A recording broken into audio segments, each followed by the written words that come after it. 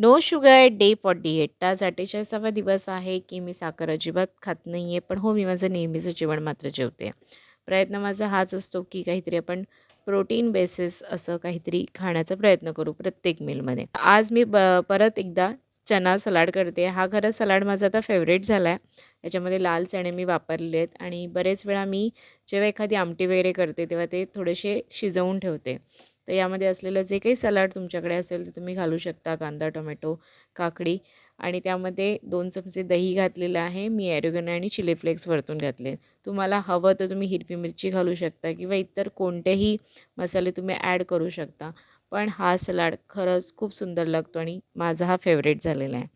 तर या सलाडबरोबर मी without sugar coffee घेतलेली आहे आणि चना सलाड असा माझा सकाळचा नाश्ता झाला आहे. तर दुपारच्या जेवणामध्ये अगदी थोडासा भात, दही, अर्धी भाकरी आणि छोले आणि सलाड घेतलेलं आहे मी. दुपारचं अगदी साधं सिंपल असं जेवण होतं. तर संध्याकाळी मला खूप दिवसांनी असं काहीतरी चमचमीत खावं असं वाटलेलं म्हणून मी खरं तर आज भजी केली.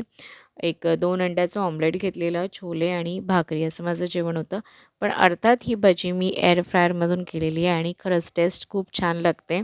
विशेष असा फरक पडत नाही.